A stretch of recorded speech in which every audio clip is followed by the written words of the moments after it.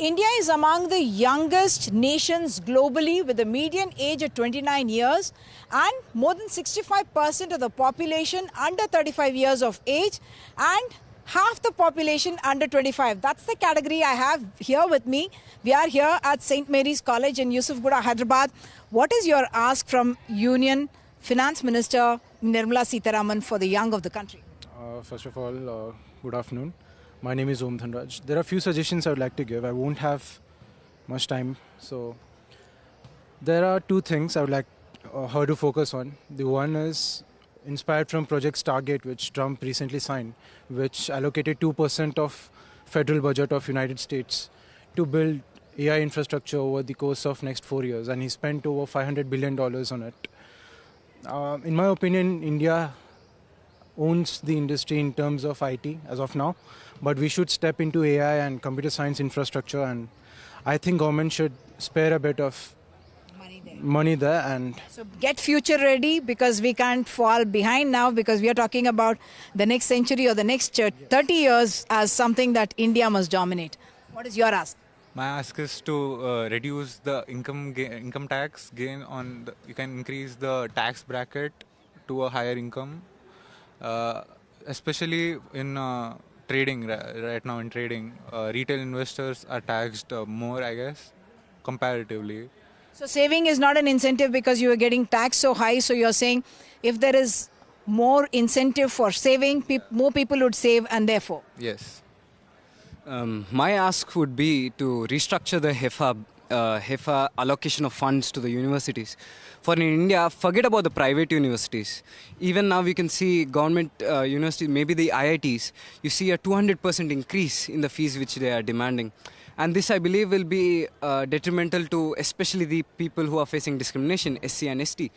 And you can see a huge dropout rate in these IITs also.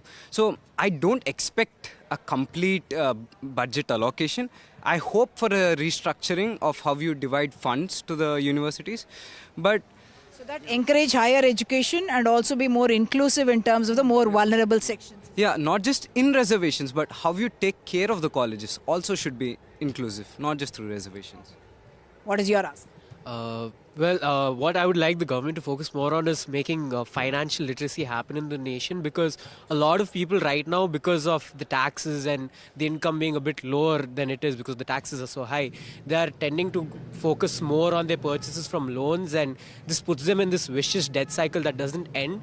Maybe more knowledge about what they can invest, like a lovely fellow student of mine said, how lower taxation on investments, because most of us when it comes to saving, more Indians just tend to save in bank accounts or maybe FDs. They don't know what various options are, and it's the big threat now is that in the cyber world they can clean you up without that cyber literacy. So your advocacy is for financial literacy, cyber literacy as well, I guess. Yes, and because a lot of union funds are being hacked, and a lot of people are not getting their retirement pensions. There's no money that's left for the retirement age is becoming non-existent. People are working until their deathbed, and maybe financial literacy would be a godsend to the country right now.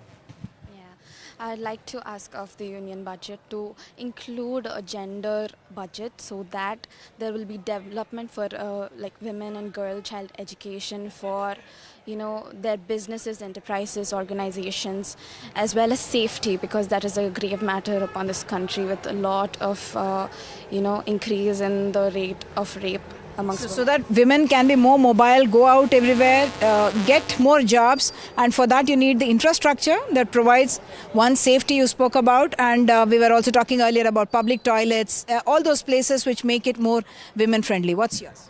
So from the past few years, government has been doing an amazing job supporting the startups and MSMEs. I feel like they should continue and focus on the effectiveness of these schemes, because there are a few areas which don't bring the effectiveness perfectly, and even some places where the state government does not comply with them. And apart from that, with the India having its new alliances, they should focus on what the alliances are asking and how it will affect the budget on them.